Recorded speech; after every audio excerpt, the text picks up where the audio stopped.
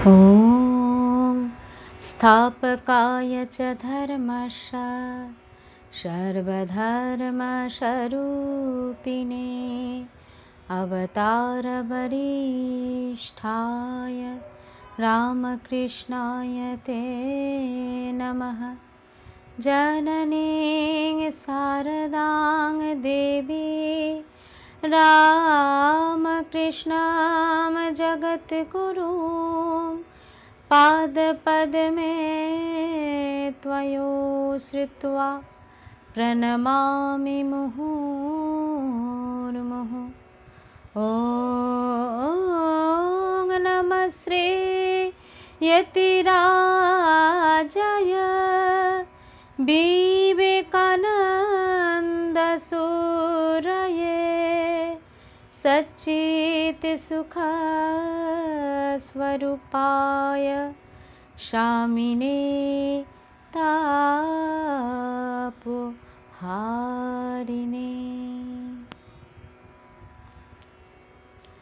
नमस्कार। आज করুণাময়ী মা শারদা এই পেজে আমি অনুধ্যান এবং গান গাইব। উপস্থিত সকলকে আমার অন্তরের শ্রদ্ধা এবং নমস্কার জানাই। এখন যারা দেখবেন, পরে যারা দেখবেন, প্রত্যেকের জন্য রইল আমার অন্তরের শ্রদ্ধা এবং ভালোবাসা। আগামীকাল স্বামী নিরঞ্জনানন্দজি মহারাজ, যিনি শ্রী শ্রী ঠাকুরের অন্তরঙ্গ যে পার্ষদ ছিলেন যতজন, তাদের মধ্যে অন্যতম একজনের পরম পবিত্র জন্মতিথি।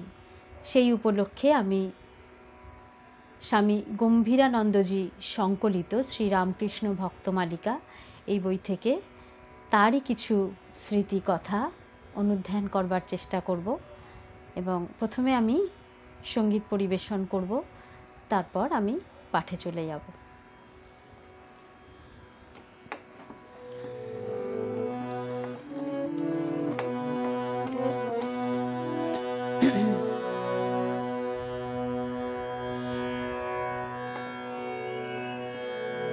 মা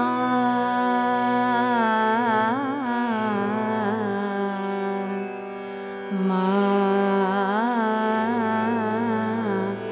মা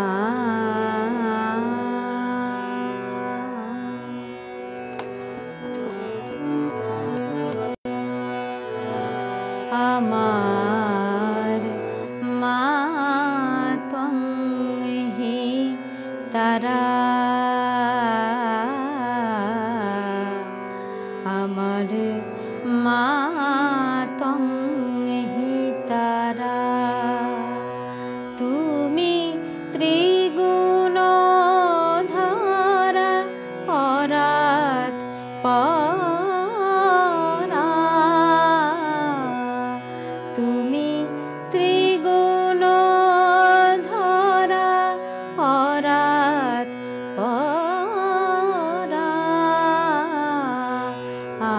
আমার মা ত্বং হি তারা,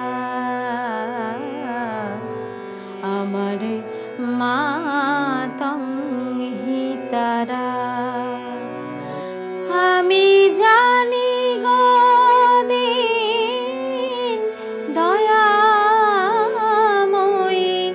আমি জানি, আমি জানি, আমি জানি গো দিন দয়া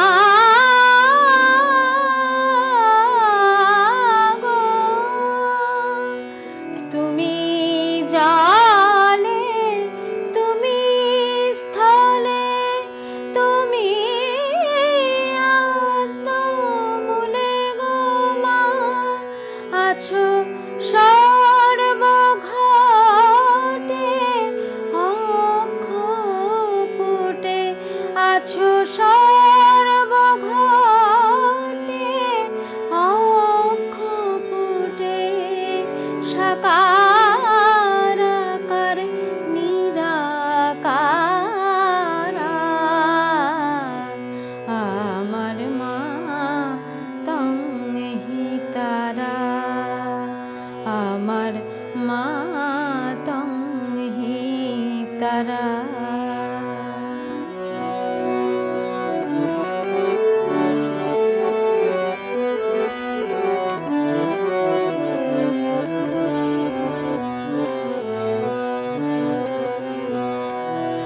তুমি সন্ধ্যা, তুমি গায়ত্রী, তুমি জগদ্ধাত্রী গো মা।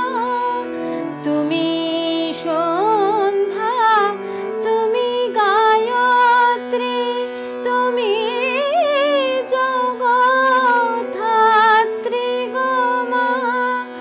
অকুলের প্রাণ কর্ত্রী, অকুলের প্রাণ কর্ত্রী, সদা শিবের মনোহরা।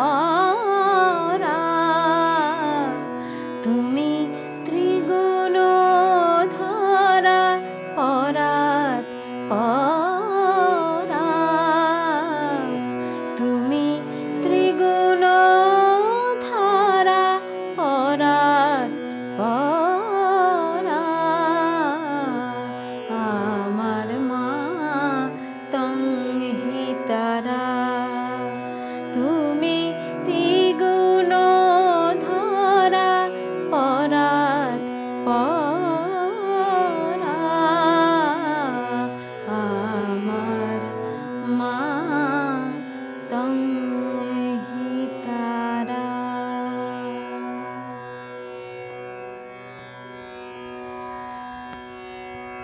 আপনারা অনেকেই চলে এসেছেন, দেখতে পাচ্ছি অনেককেই। শুভ সন্ধ্যা প্রত্যেককেই। আসুন এবার আমি চলে আসছি আমার মূল অংশে, যেখানে আমি শ্রী রামকৃষ্ণের অন্যতম পার্ষদ স্বামী নিরঞ্জনানন্দজি মহারাজের পূত পবিত্র জন্মতিথির প্রাক দিনে তাকে নিয়ে কিছু অনুধ্যান করবার চেষ্টা করব। এখানে স্বামী গম্ভীরানন্দজি লিখছেন, শ্রী রামকৃষ্ণ তাহার যে কয়জন অন্তরঙ্গকে ঈশ্বর কোটি বলিয়া নির্দেশ করিয়াছিলেন, স্বামী নিরঞ্জনানন্দজি তাহাদের অন্যতম। ঠাকুর তাহার সম্বন্ধে ইহাও বলিয়াছিলেন যে তিনি শ্রী রামচন্দ্রের অংশে অবতীর্ণ হয়েছেন। এই অতি উচ্চ আধ্যাত্মিক শক্তি সম্পন্ন মহাপুরুষ ২৪ পরগনা জেলার রাজারহাট বিষ্ণুপুর গ্রামে আনুমানিক ১৮৬২ খ্রিস্টাব্দে শ্রাবণ পূর্ণিমার দিনে জন্মগ্রহণ করেন। ঠাকুরের যে কজন পার্ষদ ছিলেন তারা প্রায় সকলেই ঈশ্বরকোটি। ঠাকুর তাকে আলাদাভাবে বলেছিলেন যে সে রামচন্দ্রের অংশে জন্মগ্রহণ করেছে এবং সে ঈশ্বরকোটি। এতটাই উচ্চ আধ্যাত্মিক ক্ষমতা সম্পন্ন মহাপুরুষ একজন, যিনি আমাদের খুব কাছাকাছি এই ধরাধামে অবতীর্ণ হয়েছিলেন বিষ্ণুপুরের সেই গ্রামটিতে, রাজারহাট বিষ্ণুপুর গ্রামে, যেখানে এখন মঠ রয়েছে। তাহার পূর্ব নাম ছিল নিত্য নিরঞ্জন ঘোষ।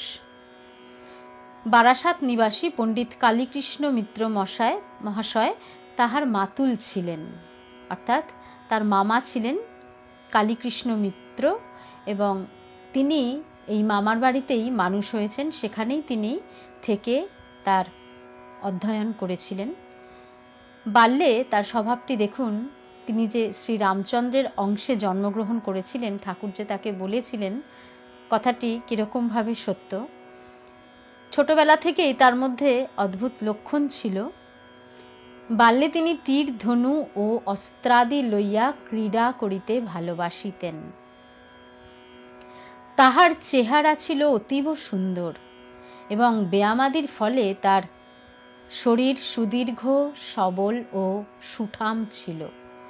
তাহার প্রকৃতিও তদ অনুরূপ নির্ভীক এবং বীর ভাবাপন্ন। তিনি অত্যন্ত বীর ভাবের মানুষ ছিলেন। তার এই শ্রীরামকৃষ্ণের কাছে আসার আগে তার সম্বন্ধে আমরা জানতে পারি যে এই যে প্ল্যানচেট বা প্রেত তত্ত্ব,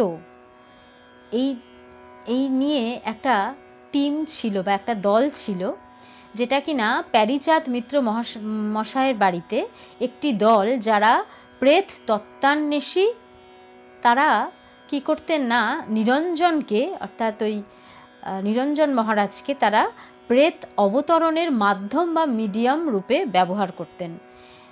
সবাইকে এই কাজে মিডিয়াম রূপে ব্যবহার করা যায় না।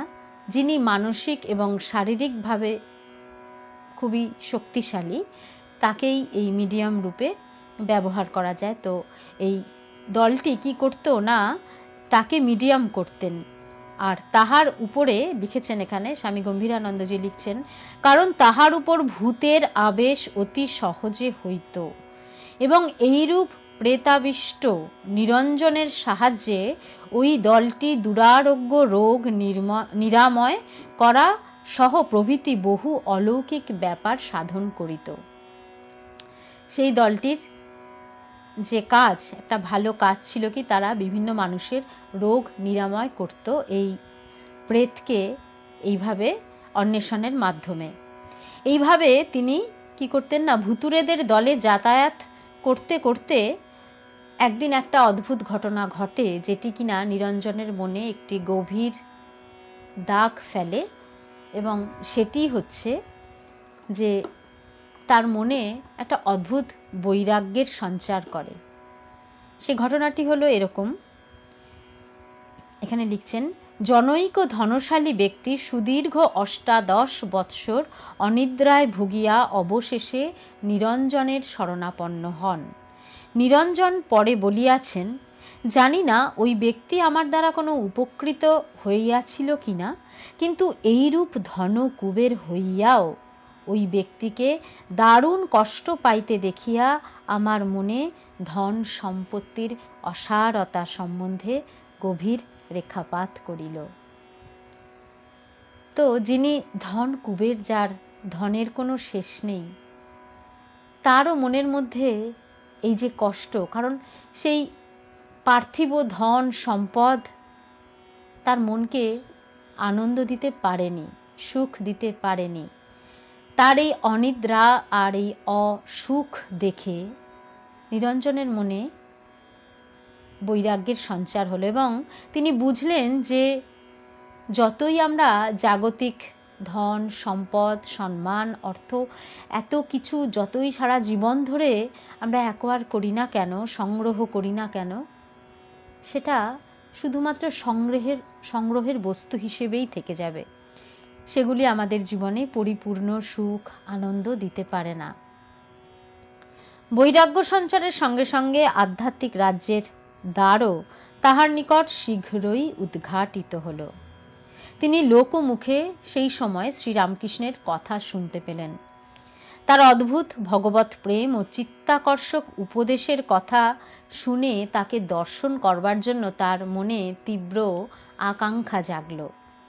একই সঙ্গে সব কিছু ঘটছে, যখন তার মনে ওই বৈরাগ্য এলো, ধন সম্পদ সম্পর্কে অসারতার বোধ এলো, ঠিক সেই সময় তিনি শ্রী শ্রী ঠাকুরের কথা শুনতে পেলেন, যার কিনা উপদেশ অত্যন্ত চিত্তাকর্ষক, অতি সহজ সরল ভাষায় অত্যন্ত মজা সহকারে আনন্দ সহকারে যিনি উপদেশ প্রদান করেন, এবং তাকে দেখার জন্য তার মধ্যে একটা ব্যাকুলতা হলো।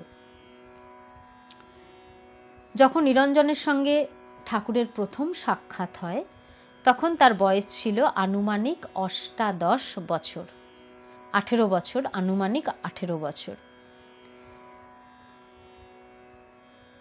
সুদীর্ঘ সুন্দর অবয়ব আর চক্ষে যেন জ্যোতি নির্গত হইতেছে, কথামৃততে আছে। প্রথম দর্শনে শ্রী শ্রী ঠাকুরের চোখ দিয়ে আমরা মহারাজকে দেখছি কিরকম না, ঠাকুর বলছেন সুদীর্ঘ সুন্দর অবয়ব, দীর্ঘদেহী, অত্যন্ত সৌম্য কান্তি তার চেহারা, আর কিনা চোখ দিয়ে জ্যোতি নির্গত হইতেছে, এরকম একটা চেহারা ঠাকুর দেখলেন। এবং সেই সময় জানা যায়, এই বই থেকে আমরা জানতে পারি, তিনি তার ওই দল নিয়ে গেছিলেন। নিরঞ্জন মহারাজ তিনি যে ওই প্রেত তত্ত্ব অন্বেষী যে দলটি, সেই দলটিকে নিয়ে ঠাকুরের কাছে দেখা করতে গিয়েছিলেন। তো ঠাকুরকে দেখে তাদের মনে হলো যে একেও ওই প্রেত অবতরণের মিডিয়াম রূপে ঠাকুরকে খুব সুন্দরভাবে ব্যবহার করা যেতে পারে, তারা ভেবেছিল। এবং তারা সেই কারণে ঠাকুরকে বলেও ছিল।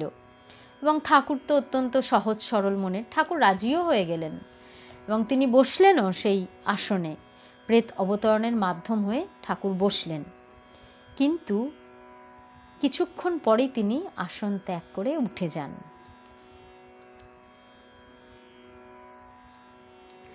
এরপরে দেখুন কিভাবে নিরঞ্জন মহারাজকে আস্তে আস্তে ঠাকুর তার দিকে কিভাবে নিয়ে আসছেন। অর্থাৎ ওই যে প্রেত তত্ত্ব যে অন্বেষণ, তার যে একটা স্বভাবের মধ্যে এসেছিল, যিনি ওই কাজটা অভ্যাসের মধ্যে এসে গেছিল, সেখান থেকে তাকে ক্রমশ সরিয়ে এনে কীরকমভাবে তাকে আধ্যাত্মিক পথে নিয়ে এলেন, এবার আমরা সেটি দেখব।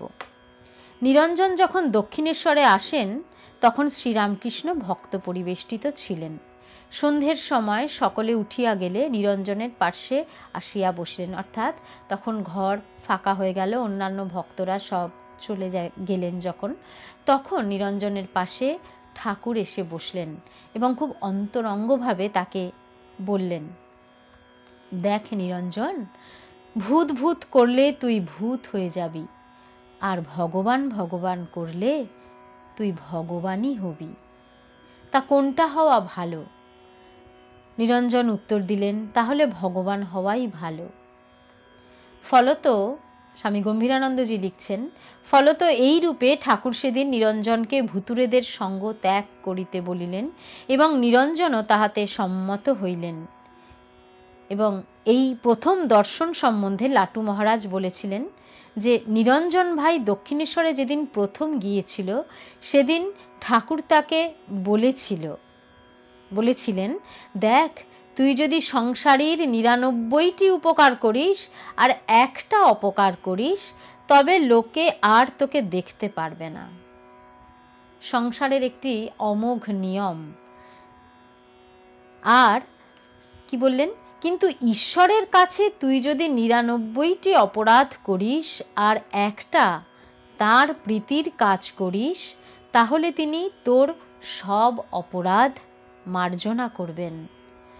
মানুষের ভালোবাসায় আর ভগবানের ভালোবাসায় এত তফাৎ জানবি। লাটু মহারাজ বললেন, মানুষের জন্য তুই যদি 99টা উপকার করে একটা যদি তোর দ্বারা অপকার সাধিত হয়, মানুষ বলতে ছাড়বে না, তোর ত্রুটি বলতে ছাড়বে না, তুই সমালোচিত হবি।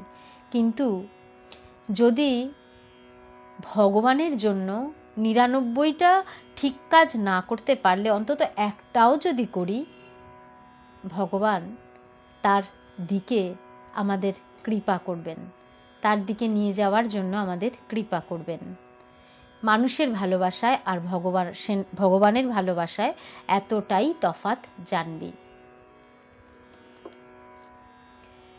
এই হচ্ছে সত্যি অহেতুকী ভালোবাসা, আনকন্ডিশনাল লাভ। সেদিন এই রূপে নানা রকম কথা চলতে লাগলো। ঠাকুর আপনজনের সহিত কতকাল পরে যেন দৈবক্রমে দেখা পেয়েছেন। অর্থাৎ ঈশ্বরকোটির মানুষ দুজনের যখন দেখা হয়েছে, তখন তাদের মধ্যে এত অন্তরঙ্গতা যে যেন মনে হচ্ছে এই সময়টুকু যেন না ফুরিয়ে যায়, যেন আলাপ আর শেষ হতে চায় না। ক্রমে অন্ধকার ঘনাইয়া আসিলে ঠাকুর বলিলেন, সন্ধে হয়ে এলো, আজ বাড়ি নাইবা গেলি, এখানেই আজ থাক না। নিরঞ্জন বাড়িতে বলিয়া আসেন নাই, রাত্রে থাকিলে মাতুল রাগ করিবেন, সুতরাং থাকিতে রাজি হলেন না। ঠাকুর আবার বলিলেন, ওরে, এতটা যেতে কষ্ট হবে, যাসনি, থেকে যা। কি ভালোবাসা, কি প্রেম! নিরঞ্জন তখনও সম্মত না হওয়ায় ঠাকুর বলিলেন, একান্তই যাবি তো যা, কিন্তু আবার আসিস। কবে আসবি? নিরঞ্জন শীঘ্রই আসিবেন বলিয়া পদধূলি গ্রহণান্তে বিদায় লইলেন। কিন্তু শ্রী রামকৃষ্ণের অলৌকিক আকর্ষণ সেই প্রথম দিনের দর্শনেই তাহার মর্মস্থল আলোড়িত করেছিল। তাই বাড়িতে ফিরতে ফিরতেও তার মনে হলো আজ থেকে গেলেই হতো। অমনি আবার কর্তব্য বুদ্ধি স্মরণ করাইয়া দিতে লাগিল, না, মামা রাগ করবেন। সেদিনকার মতো নিরঞ্জন গৃহে ফিরল। এর 2-3 দিন পরেই তিনি আবার এক সন্ধ্যায় ঠাকুরের কাছে এলেন দক্ষিণেশ্বরে। সেই কক্ষের দ্বারে আগমন মাত্রই ঠাকুর খুব তাড়াতাড়ি তার কাছে এসে তাকে আলিঙ্গনবদ্ধ করলেন, তাকে জড়িয়ে ধরলেন, যেন মনে হচ্ছে তার নিজের সন্তানকে পেয়েছেন। 2-3 দিন পরেই দেখতে পেয়ে আকুল স্বরে বলতে লাগলেন, ওরে নিরঞ্জন, দিন যে যায় রে, তুই কবে ভগবান লাভ করবি? দিন যে চলে যায়, ভগবানকে লাভ না করলে সবই যে বৃথা হবে। তুই কবে তাকে লাভ করবি বল? কবে তার পাদপদ্মে মন দিবি বল? দেখুন, এই কথাগুলো যখন আমরা পড়ি তখন এই কথা কেমনভাবে যেন আমাদের অন্তরকেও অদ্ভুতভাবে আলোড়িত করে। এই কথার মাহাত্ম্য এরকমই। তিনি নিরঞ্জন মহারাজকে বলছেন, দিন যে চলে যায়, আর কবে ভগবান লাভ করবি, আর কবেই বা ভগবানের পাদপদ্মে তোর মন আসবে? এ কি শুধুই নিরঞ্জনের জন্য এই কথা? শুধুই নিরঞ্জন মহারাজের জন্য নয়, এই কথা আমাদের সবার জন্য। দিনের পর দিন চলে যাচ্ছে, রাত চলে যাচ্ছে, আমরা বিভিন্ন কিছুতে ব্যস্ত এবং একের পর এক আমাদের এক একটি কাজ শেষ করার পর পরবর্তী কাজের প্ল্যানিং শুরু হয়ে যাচ্ছে, কিন্তু আমরা ঈশ্বরের দিকে মনকে কিছুতেই যেন পারি না, তার দিকে আমাদের মনটাকে সেই দিকে নিবেশিত করতে। নিরঞ্জন অবাক, ইনি কে? আমার ভগবান লাভ হচ্ছে না বলে, দিন চলে যাচ্ছে বলে তার এত আরতি কেন? কে তিনি? এরকমভাবে আমার জন্য ভাবছেন, আমার ভগবান লাভ হচ্ছে না বলে তিনি এত কষ্ট পাচ্ছেন।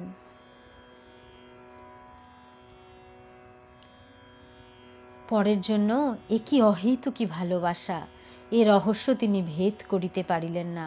কিন্তু গভীর আবেগপূর্ণ সেই সুধাময় বাণীতে তার হৃদয় একেবারে বিগলিত হইল।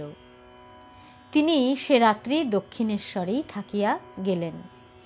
শুধু তাই নয়, সেই অপূর্ব প্রেম তাহাকে পরদিনও সেখানেই রাখিয়া দিল। এই রূপে 3 দিন দক্ষিণেশ্বরে অতিবাহিত হইলে 4th দিন তিনি কলকাতায় ফিরিলেন। এইভাবে 3টে দিন পরপর তিনি ওখানে থেকে গেলেন ঠাকুরের কাছে দক্ষিণেশ্বরে। এতে কি হলো, তার যে মাতুল অর্থাৎ তার মামা বিশেষ ক্রুদ্ধ হলেন এবং এই 3 দিন থাকার ফলে তিনি বাড়িতে খুব কড়াভাবে তাকে ভর্ৎসনা করলেন এবং বাড়িতে অন্যান্য সমস্ত বাড়ির মেম্বারদের বলে দিলেন তাকে যেন খুব চোখে চোখে রাখা হয়, কোনোভাবেই সে যেন আর বেরোতে না পারে, এবং তাকে এবং বাড়ির যে ভৃত্যরা তাদেরকে পর্যন্ত তিনি বলে দিলেন যেন কঠোরভাবে তার দিকে দৃষ্টি রাখা হয়। কিন্তু দেখুন, এই ব্যবস্থা দীর্ঘকাল স্থায়ী হলো না। এত কিছু সত্ত্বেও কিভাবে মাতুলের মন কোমল হলো? ঠাকুরেরই কৃপা। সেই কৃপায় মাতুলের মন নরম হলো কিছুদিনের মধ্যেই। এছাড়াও অদ্ভুত ব্যাপার দেখুন, বাড়ির ভৃত্যদের অনুভূতি হইত যেন কি এক দিব্য শক্তি নিরঞ্জনকে ঘিরিয়া রহিয়াছে, উহার পথে অন্তরায় সৃষ্টি করিলে তাহাদের অমঙ্গল হইবে। সুতরাং শীঘ্রই তিনি আবার নির্বিবাদে দক্ষিণেশ্বরে যাতায়াত শুরু করেন। অদ্ভুত এক দৈব।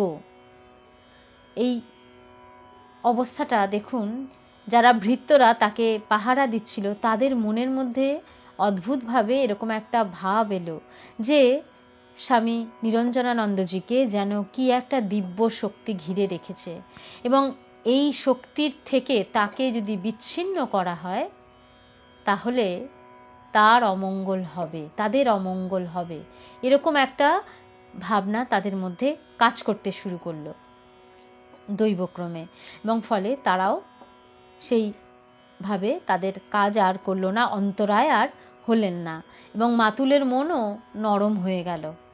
এরপরে তিনি নির্বিবাদে দক্ষিণেশ্বরে যাতায়াত শুরু করলেন।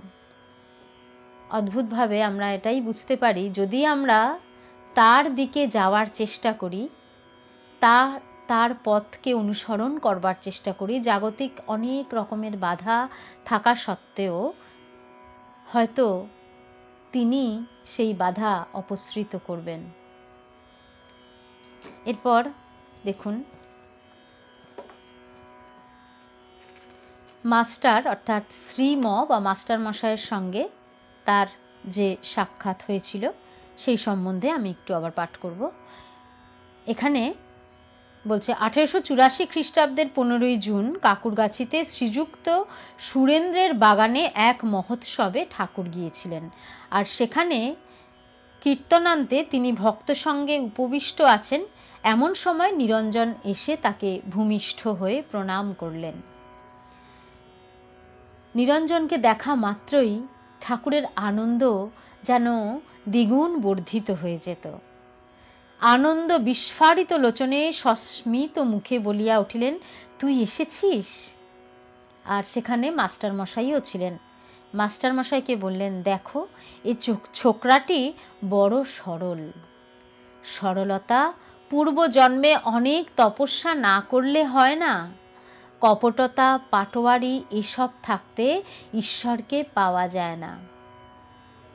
ঠাকুর শ্রীমকে বললেন নিরঞ্জনের সম্বন্ধে যে এই ছোকরাটি বড় সরল। আর সরল মানে আমরা যেটা ভাবি যে সরল বোকাশোকা, মানে তার বুদ্ধিমত্তা বোধহয় ইন্টেলেকচুয়ালিটি কম। সাধারণভাবে মানুষের কিন্তু সরল শব্দটার প্রতি এরকমই একটা ধারণা, কিন্তু ঠাকুর কি বলছেন, সরলতা পূর্বজন্মে অনেক তপস্যা করলে পাওয়া যায়। যিনি সরল তাকে এটা আমাদের ভাবা কখনোই উচিত না যে এটা তার কাছে একটা খুব ছোট ব্যাপার। সে বহু জন্ম ধরে তপস্যা করেছে, বহু জন্মের তপস্যার ফলে সে সরলতা তার মধ্যে এসছে। সরলভাবে সে ঈশ্বরকে বিশ্বাস করছে, যে ঈশ্বরকে আমরা দেখতে পাই না, আমাদের এই চর্মচক্ষুতে যিনি ধরা দেন না, তার প্রতি যে আমরা বিশ্বাস রাখতে পারছি, এটা এই সরলতা, এটা যে সরলতার জন্য হচ্ছে, এটা কিন্তু খুব সহজ জিনিস নয়। এটি বহু জন্মের তপস্যার ফল। নজরুলগীতিতে একটা গান আছে, আমার গানটি খুব প্রিয়, মন বলে তুমি আছো ভগবান, চোখ বলে তুমি নাই। আমাদের মন বলছে, আমাদের যাদের মন এরকম বলে, বুঝবেন আমরাও কিন্তু অনেক কিছু, তার জন্য আমরা অনেক জন্ম ধরে অপেক্ষা করেছি, তাকে ডেকেছি, তাই আজকে এটুকু আমাদের মনের মধ্যে উদয় হয়। এরপর বলছেন তিনি, এবং ঠাকুর চাইতেন তার এই অন্তরঙ্গ এই ভক্তটি যেন কোনো রূপেই সাংসারিক ঘেরাটোপের মধ্যে না পড়েন, কাম কাঞ্চনের মধ্যে যাতে বাধা না পড়েন, তিনি সেটি মনে খুবই চাইতেন। এবং সেই কারণে তিনি বলেছেন যে নিরঞ্জনের বৃদ্ধা মাতা তখন জীবিতা, এবং সেই কারণেই নিরঞ্জনকে চাকরি করতে হচ্ছে, সেটা ঠাকুর বুঝলেন। এবং তিনি বলেওছেন যে সে তার মায়ের জন্য করছে, সে তার নিজের কিন্তু সংসার তৈরি করেনি, তার স্ত্রী পুত্র এরকম নয়, সে তার মায়ের জন্য জীবিকা নির্বাহ করছে। এরপর ঠাকুর বললেন নিরঞ্জনকে, দেখ তোর মুখে যেন একটা কালো আবরণ পড়েছে, তুই অফিসের কাজ করিস কি না তাই পড়েছে। অফিসের হিসাবপত্র করতে হয়, আরও নানা রকম কাজ আছে, সর্বদা ভাবতে হয়। আমরা যারা অফিসে কাজ করি আমরা তারা জানি ঠাকুর যে কথাটি বলছেন নিরঞ্জনকে, ঠিক আমাদেরও তাই। আমরা যারা অফিসে যাই, প্রত্যেক দিন যে কাজের গ্লানি আমাদের মধ্যে পড়ে, এবং সেই সময়টায় কি হয় না, আমরা একদম অন্য কিছুর মধ্যে আমাদের থাকতে হয়, সেই অফিস সংক্রান্ত কাজের মধ্যে। সেখানে কিন্তু ঈশ্বরকে মনন করা সম্ভব হয় না। তাই তার যে একটা, অর্থাৎ আমরা যখন ঈশ্বর থেকে বিচ্ছিন্ন হয়ে থাকি, সেই বিচ্ছিন্নতাটাই আমাদের মধ্যে একটা কালো আবরণ তৈরি করে। ঠাকুর বলছেন, তাই তোর মুখে যেন একটা কালো আবরণ পড়েছে। এবং বলছেন, সংসারী লোকেরা যেমন চাকরি করে তুইও চাকরি করছিস, তবে একটু তফাৎ আছে। তুই মার জন্য চাকরি স্বীকার করেছিস, মা গুরুজন ব্রহ্মময়ী স্বরূপা। যদি মাঘ ছেলের জন্য চাকরি করতিস, আমি বলতুম ধিক ধিক শতধিক 100 ছি। তো তিনি এটুকু পারমিট করলেন, যিনি মা আমাদের, তিনি ব্রহ্মময়ী স্বরূপা। সেই মায়ের জন্য তুই করছিস, ঠিক আছে, কিন্তু যদি তুই নিজের একটা বৃত্ত তৈরি করতিস, একটা সংকীর্ণ বৃত্ত, নিজের স্ত্রী পুত্র সংসার, এবং তার জন্য চাকরি করতিস, তবে কিন্তু আমি তোকে ধিক্কারই দিতাম। অতঃপর ঠাকুর মণিমল্লিককে বলিলেন, দেখো ছেলেটি ভারী সরল। অর্থাৎ তার সরলতার প্রশংসা করছেন ঠাকুর। এরপর আমি চলে আসছি এই অংশে, তার সরলতা সম্পর্কে আর বৈরাগ্য সম্বন্ধে ঠাকুর কি বলেছিলেন। নিরঞ্জনের সরলতা ও বৈরাগ্যের জন্য ঠাকুর তাহার প্রতি কতখানি স্নেহপরায়ণ ছিলেন, তাহা কথামৃতের বহু স্থলে উল্লিখিত হইয়াছে। এখান থেকে কথামৃত থেকে কিছু কিছু অংশ তোলা হয়েছে। সেখানে বলছেন, 1886 খ্রিস্টাব্দের 5 জানুয়ারি মণিকে বলিয়াছিলেন, অর্থাৎ মাস্টারমশাইকে বলেছিলেন, দেখছো না নিরঞ্জনকে, তোর এই নে আমার এই দে, ব্যাস, আর কোনো সম্পর্ক নাই, পেছু টান নাই। এর পূর্বে একদিন তিনি মাস্টারমশাইকে বলিলেন, বাবুরাম আর নিরঞ্জন এদের ছাড়া কই ছোকরা, যদি আর কেউ আসে বোধ হয় ওই উপদেশ নেবে চলে যাবে। অর্থাৎ এই নিরঞ্জন ছাড়া আরও কিছু আসে ভক্ত, তাদের কীরকম না, তারা ঠাকুরের কাছে আসলো, বসলো, উপদেশ শুনতে হয়, উপদেশ চলছে, শুনলো, চলে গেল, তাকে জীবনে প্রয়োগ করা। ঠাকুর এর মধ্যে দিয়েই বলে দিচ্ছেন, আমাদের মধ্যেই আমরা অনেকেই কি করি না, উপদেশ শোনার ভাগ শুনলাম, ও ঠিক আছে, উপদেশের মতো, আমাদের জীবনে আমাদের কাজে আমরা তা প্রয়োগ করতে চাই না, অনেক সময় আমাদের অনীহা দেখা দেয়। তো সেটাই বলছেন যে এরকম ভক্ত তো অনেক আছে যারা এই উপদেশ শুনলো, নিল, চলে গেল, ব্যাস। কিন্তু এই যে নিরঞ্জন বা তার মতো যারা, তাদের ব্যাপারটা অনেক আলাদা। কীরকম না, নিরঞ্জনকে তোমার কিরূপ বোধ হয়, মাস্টারমশাইকে জিজ্ঞাসা করছেন। মাস্টারমশাই উত্তর দিলেন, আজ্ঞে বেশ চেহারা। শ্রীরামকৃষ্ণ বললেন, না, চেহারা শুধু নয়, সরল।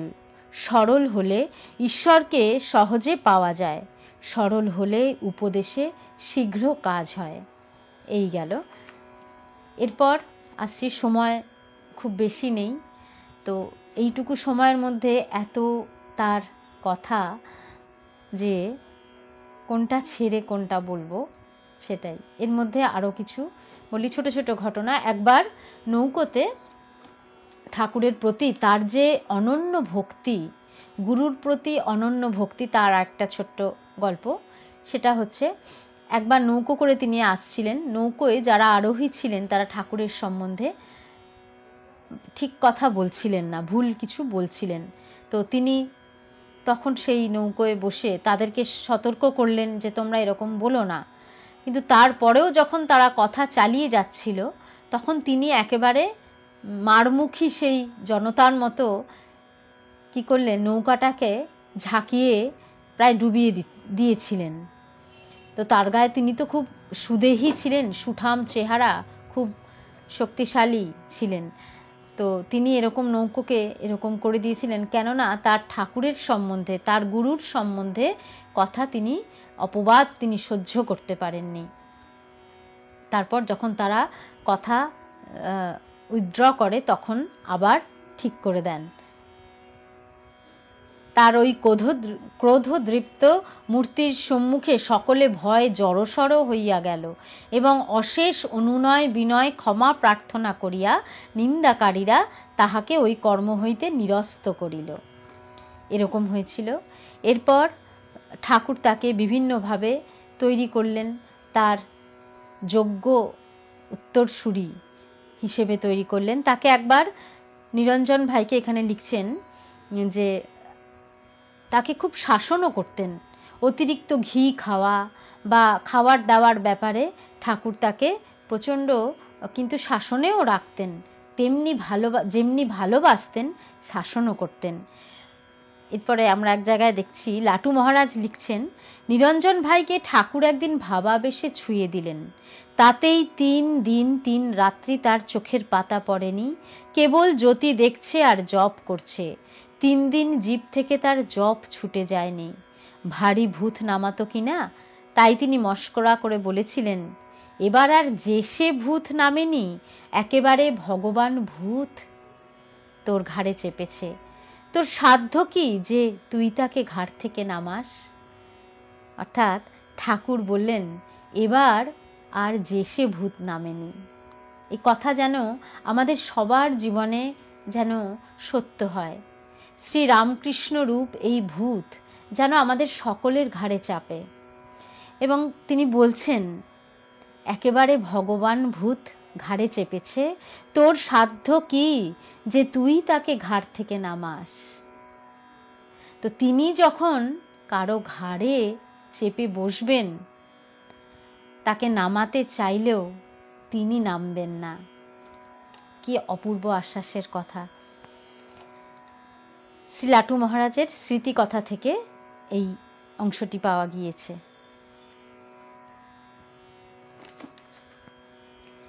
এরপর চলে আসি, নিরঞ্জন ছিলেন খুব শক্তিশালী এবং বীর ভাবাপন্ন। সেবার দিক থেকেও তার অনন্য পরিচয় পাওয়া যায়। তিনি কি করেছিলেন? ঠাকুরের যখন শেষ সময়, অসুখের সময়, তিনি সর্বতোভাবে তাকে রক্ষা করা নিজের একান্ত কর্তব্য বলে মনে করতেন। এতে তিনি অনেকের কাছে অনেকবার অপ্রিয় ভাজন হয়েছেন, কিন্তু তাতেও তার কোনো ভ্রুক্ষেপ ছিল না। তিনি যখন ওই সময় পাহারার কাজ করতেন, ঠাকুর যখন অসুস্থ তার শেষ সময়, তখন তিনি কি করেছিলেন যে রাম দত্ত, যিনি ঠাকুরের খুব কাছের, তাকেও পর্যন্ত তিনি প্রবেশ করতে দেননি, যেহেতু ওটা ঠিক করা হয়েছিল ঠাকুরকে এই সময় কথা বলা ঠাকুরের বারণ হয়েছিল, এবং সেটা তিনি এমন কঠোরভাবে পালন করেছিলেন। এরপর আরও ছোট ছোট অনেক ঘটনা আছে। শ্রীযুক্ত কালীপদ ঘোষ, দানাকালী, তিনিও ওই সময় ঠাকুরের সঙ্গে দেখা করতে চেয়েছিলেন, তো তিনি তাকেও বাধা দিয়েছিলেন। তার সঙ্গে আর ওই বিনোদিনী, তিনি সাহেব সেজে উপরে গিয়েছিলেন ঠাকুরকে দেখবার জন্য। তো এইসব অনেক ঘটনা আমরা পাই। এরপর তিনি আরও কিছু আছে। একবার শারদানন্দ মহারাজ জলে ডুবে যাচ্ছিলেন, তিনি নিজের প্রাণকে তুচ্ছ করে তাকে জল থেকে টেনে তুলেছিলেন। এরকম অনেক ঘটনা পাওয়া যায়। এরপর আরও কিছু দূর এগিয়ে যাই। ঠাকুরের একেবারে অন্তিম সময় ঠাকুরের ইচ্ছে ছিল তাহার পুত দেহাবশেষ গঙ্গা তীরে সমাহিত হয়, কিন্তু প্রবীণগণ যখন স্থির করিলেন যে উহা কাকুরগাছিতে রামবাবুর উদ্যানে লইয়া যাওয়া হইবে, তখন কপরদক্ষিণ যুবক ভক্তগণ অন্য কোনো পথ না দেখিয়া আপাতত ঠাকুরের ব্যবহৃত দ্রব্যাদি সযত্নে রক্ষার জন্য বলরাম ভবনে পাঠিয়েছিলেন। ঠাকুরের ইচ্ছা ছিল যে তার দেহ গঙ্গা তীরে সমাহিত হোক, কিন্তু ওখানে যারা প্রবীণ যারা ছিলেন তারা অন্য কিছু ঠিক করলেন, আর এদিকে এই যুবক ভক্তগুলো ছিল একেবারেই কপরদক্ষহীন অবস্থা তাদের। সুতরাং তাদের কোনো একটা ডিসিশন নেওয়া তাদের পক্ষে খুব কষ্টকর ছিল। এরই মধ্যে শশী মহারাজ এবং তিনি কি করলেন, নিরঞ্জন ও শশী মহারাজ কি করলেন, গোপনে পরামর্শ করে একটি নতুন পাত্রে অর্ধেকেরও উপর সেই ঠাকুরের ভস্মাবশেষ এবং অস্থি নিচয় সরিয়ে রাখলেন এবং সেটা কি করলেন, আত্মারামের কৌটো যেটা স্বামীজি সেটি বেলুড় মঠে নিয়ে গিয়ে প্রতিষ্ঠা করেছিলেন। এরপর আমরা আরও দেখতে পাই তিনি পুরীধামে যান এবং ঋষিকেশ বিভিন্ন জায়গায় তিনি তার সাধনা করেছিলেন। স্বামী বিরজানন্দজি মহারাজ বরানগর মঠে সে সময় যাতায়াত করেন। নিরঞ্জন মহারাজকে তখন তিনি প্রায় দক্ষিণেশ্বরের পঞ্চবটির তলায় ও ঠাকুরের ঘরে ধ্যান করতে দেখতেন এবং তিনি ধ্যানে বিভোর হয়ে থাকতেন এবং বিরজানন্দজিও সঙ্গে মধ্যে মধ্যে সঙ্গে যাইতেন। এইভাবে দেখা যাচ্ছে বিভিন্ন জায়গায়। তারপর এখানে দেখা যাচ্ছে 22/10/94 তারিখের পত্রে জানতে পারা যায় স্বামী বিবেকানন্দের একটি চিঠিতে তিনি লিখেছেন যে তিনি সিংহলের সিলনে অনেক কিছু করেছিলেন এবং সে কারণে স্বামীজি লিখেছেন, নিরঞ্জন এখন এমন কার্য করছে যে তোমরা শুনলে অবাক হয়ে যাবে, আমি খবর রাখছি। অর্থাৎ তার সমস্ত দিকে যেরকম তিনি ধ্যান সিদ্ধ যোগী, সেরকম কর্মের দিক থেকেও তিনি ছিলেন অনন্য। এরকমভাবে করতে করতে আমরা আরও দেখতে পাই নিরঞ্জন মহারাজ যখন হরিদ্বারে চলে গেলেন, সেখানে তার কেদারনাথ নামে একজন শিষ্য হয়েছিলেন, যিনি সমস্ত নিরঞ্জন মহারাজের জীবন দেখে তার মধ্যে এমন বৈরাগ্যের সঞ্চার হয়েছিল, তিনি সমস্ত কিছু ছেড়ে তিনি ওই মহারাজের সঙ্গে থাকতে চাইতেন এবং তার সেবা করতেন। আরও কিছু দূর এগিয়ে গেলে আমি খুব শর্টে বলছি, এর মধ্যে অনেক ডিটেলে গল্পগুলো আছে, কিন্তু সময়ের অভাবে আমি খুব ছোট ছোট করে জাস্ট গল্পের মানে সেই ঘটনার একেবারে মূল জায়গাটুকু আমি বলছি। একবার আরেকটি ঘটনা, এটা আমার পড়তে ইচ্ছে হচ্ছে আরও। একবার স্বামীজি যখন কাশীতে ছিলেন, তখন কলকাতায় কোনো এক ভদ্রলোক কাশীতে শিব মন্দির নির্মাণ করিয়াছেন এই সংবাদ পাইয়া স্বামীজি মন্তব্য করিয়াছিলেন যে ওই ভদ্রলোক যদি আর্তদের জন্য কিছু করিতেন তবে তিনি 1000 মন্দির নির্মাণের ফল পাইতেন। লোকমুখে স্বামীজির এই মন্তব্য শুনে ভদ্রলোক তথাকার পুওর মেন্স রিলিফ অ্যাসোসিয়েশনে প্রচুর অর্থ সাহায্য করেছিলেন, কিন্তু কালক্রমে তাহার উৎসাহ কমিয়া যাওয়ায় তিনি যখন প্রতিশ্রুত অর্থের মাত্রা হ্রাস করিয়া অনেক কম টাকা দিতে চাহিলেন, তখন নিরঞ্জন মহারাজ বিন্দুমাত্র ইতস্তত না করিয়া এই প্রতিজ্ঞা ভঙ্গকারীর দান প্রত্যাখ্যান করেছিলেন। প্রতিটি জায়গার মধ্যে এক একটি অদ্ভুত মেসেজ। স্বামীজি বললেন যে ওই প্রচুর অর্থ ব্যয় যে শিব মন্দির তৈরি করেছেন, তার থেকে অনেক বেশি পুণ্য হতো যদি কিনা সেখানে যারা আর্ত মানুষ রয়েছে তাদের জন্য কিছু করা হতো। দেখুন, এবং সে কথা শুনে অবশ্য সেই লোক টাকা পয়সা দিয়েছিল এবং কিছুদিন পরে, আমার ক্যামেরাটা বেঁকে যাচ্ছে, কিছুদিন পরে তিনি সে টাকাটি বন্ধ করে দিয়েছিলেন এবং বন্ধ করে দেওয়ার পরে নিরঞ্জন মহারাজ কিন্তু সেই টাকা নিতে আর রাজি হননি। পরবর্তী ক্ষেত্রে বন্ধ করে দেওয়ার পরে যখন দিতে এসেছিলেন, তখন কিন্তু প্রতিজ্ঞা ভঙ্গকারীর অর্থ তিনি প্রত্যাখ্যান করেছিলেন। এরপরে এই যে অংশটা একেবারে শেষের দিকে চলে আসছি, শ্রী শ্রী মাতা ঠাকুরানীর প্রতি তার ভক্তি ছিল অনুপম, তার শ্রদ্ধা অনুপম। তিনি কিন্তু প্রচণ্ড মাকে ভালোবাসতেন। সেই অংশ একটুখানি পাঠ করি। স্বামীজি লিখছেন, নিরঞ্জন লাঠিবাজি করে কিন্তু মায়ের উপরে বড় ভক্তি, তার লাঠি হজম হয়ে যায়। অর্থাৎ তিনি লাঠি, ওই কুস্তি করা, এই সমস্ত তার একেবারে নখদর্পণে ছিল, কিন্তু যখন তিনি মায়ের কাছে আসতেন যেন মায়ের চরণে একটা লুটিয়ে পড়া ফুলের মতো হয়ে যেতেন তিনি। মাকে, শ্রী শ্রী মাতা ঠাকুরানীর প্রতি তার এতটাই শ্রদ্ধা এবং ভালোবাসা ছিল। বস্তুত এই ডান পিঠে মানুষটির অন্তঃস্থল যে কত কোমল আর কত ভক্তি শ্রদ্ধায় পরিপূর্ণ ছিল তাহা কেহ বাহির হইতে বুঝিতে পারিত না।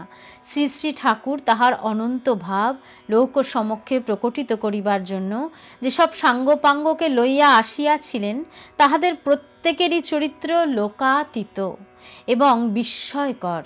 অতএব বাহ্যত কঠোর হৃদয় নিরঞ্জন মহারাজের হৃদয় কোথায় কোন দেব দুর্লভ ভাব আত্মগোপন করিয়াছিল তাহা আমরা বুঝিব কি রূপে, মহারাজজি লিখছেন।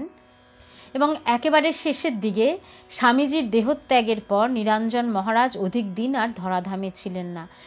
সে সময় তিনি একেবারে অদ্ভুত একটা তার বৈশিষ্ট্য দেখা গিয়েছিল তার মধ্যে, তার চরিত্রের মধ্যে। তিনি সেই সময় একেবারে মাতা ঠাকুরানীর প্রতি তার ভক্তিভাব শতধা উথলিয়া উঠিয়াছিল সেই সময়। এর কারণ কেউ বুঝতে পারতো না যে তার এত ভক্তি মায়ের প্রতি, মানে তিনি তখন এমন অবস্থা হয়ে গেছিল যে মাতৃহস্তে রন্ধন, মাতৃহস্তে আহার প্রভৃতি সমস্ত কার্যের জন্য তিনি মায়ের মুখের দিকে চাহিয়া থাকতেন, যেন মায়ের অসহায় সন্তান, মা ব্যতীত আর কিছুই জানেন না। এরকম তার একেবারে শেষ অবস্থায় এরকমই হয়েছিল। শেষ মুহূর্তে যখন সত্যই বিদায় লইতে আসিলেন তখন ধৈর্যের বাঁধ একেবারে ভাঙিয়া পড়িল। অবোধ শিশুর ন্যায় নিরঞ্জন মহারাজ মায়ের দুটি চরণে লুটাইয়া পড়িয়া অধীরভাবে ক্রন্দন করিতে লাগিলেন। কি সেই করুণ মিনতি আর কি সেই মাতৃচরণে আকুল প্রার্থনা। তারপর ধীরে ধীরে চলিয়া গেলেন। অন্তরে জানিলেন ইহাই শেষ বিদায়। মায়ের সঙ্গে শেষ সাক্ষাৎকারে তিনি কি অন্তর থেকে যে কি বললেন আমরা তা বুঝতে পারবো না, সাধারণ কেউই তা বুঝতে পারেনি। কিন্তু তারা বাইরের যেটুকু দেখেছিল বাহ্যিক দিকে তা দেখে তারা অবাক হয়েছিল। যেন একটা ছোট শিশু, মায়ের কোলের একটা ছোট শিশু, এমনভাবে গভীর তার ক্রন্দন ছিল, তার মিনতি ছিল। এমনিভাবেই আস্তে আস্তে তিনি শেষের পথে চলে যান। এবং আমরা এখানে দেখতে পাই একেবারে শেষ সময়টা তিনি হরিদ্বারে ছিলেন এবং সে সময় তিনি এতটাই একা হতে চেয়েছিলেন, তার যে ভক্ত বা তার যে সেবক তারা কাছে যাওয়াটাও তিনি তখন নিতে পারতেন না। তখন ওই নিঃসঙ্গ সন্ন্যাসীর মন তখন সপ্তম সুরে বাঁধা। কেউ কাছে গেলে তার কাছে এক মুহূর্ত তার সেবা করা বা তার কাছে থাকার কারোরই ক্ষমতা ছিল না। কারণ সেই সময় কি হলো না, নিঃসঙ্গ সন্ন্যাসীর মন তখন সপ্তম সুরে বাঁধা। আর গীতার বাণী স্মরণ হইতেছে, অরতির জনসংসদি, অর্থাৎ জনসমাজে বিরক্তি। তাই সেবককে তিনি অনুমতি দিলেন না। এমনকি সেবক আদেশ অগ্রাহ্য করিয়া নিকটে অগ্রসর হইলে তাহাকে নিরস্তর করিবার জন্য স্বামী নিরঞ্জনানন্দজির দুর্বল দেহেও কোথা হইতে যেন অমিত বল সঞ্চার হইল। চক্ষু দুটি ঠিক রাইয়া পড়িতে লাগিল আর বিরক্তির সুরে বলিলেন, তুমি কি আমায় নিশ্চিন্ত মনে মরতেও দেবে না? সন্ত্রস্ত সেবক সরিয়া গেলেন।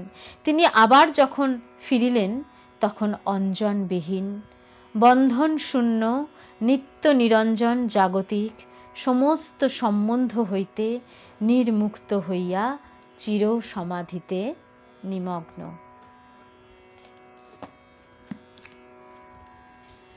আজকের মতো আমার অনুধ্যান এখানেই শেষ করলাম। এবার আমি শেষে যেটি করি, একটি গান পরিবেশন করি, সেটি করব।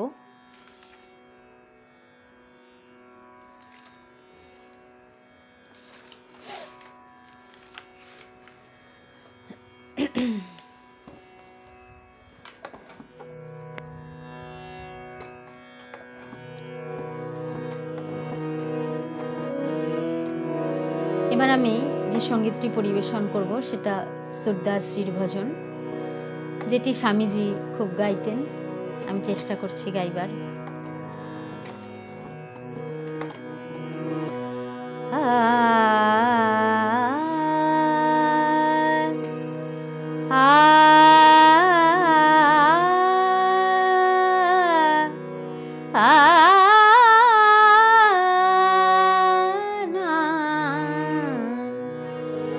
पीले रे अवधूत हो मतवारा, पीले रे अवधूत हो मतवारा, प्याला प्रेम भरी रस का रे, पीले रे अवधूत हो मतवारा, प्याला प्रेम हरि रस का रे, पाप पुण्य दो भुगत नावे, कौन तेरा है तो किसका रे, जो दम जीवे हरि का गुण गाए ले, जो दम जीवे हरि का गुण गाए ले, धन जो बन सपन निशिका रे, पीले रे अवधूत।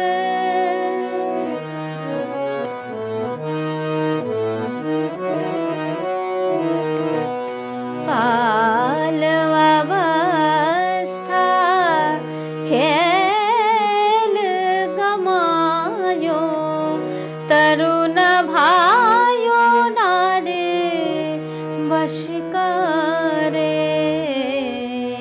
वृद्ध भयो कफ वायु ने घेरा, वृद्ध भयो कफ वायु ने घेरा, खाट परा रहे मस्कारे, नाभ कमल में है कस्तूरी,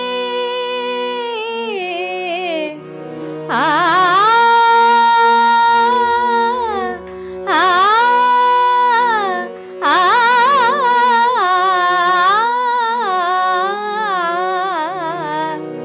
नाभ कमल में है कस्तूरी, कैसे भरम टूटे पशु का रे,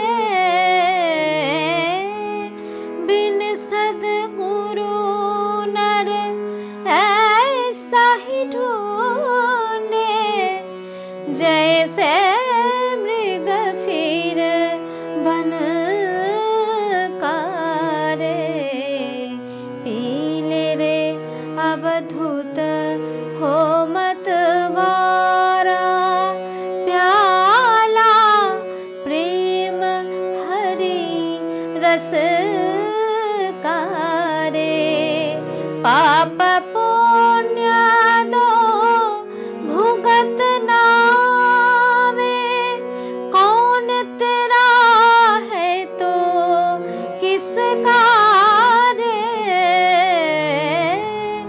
जो दम जीवे हरि का गुण गाए ले, जो दम जीवे हरि का गुण गाए ले, धन जो बन सपन निशिका रे, पीले रे अवधूत हो मतवारा।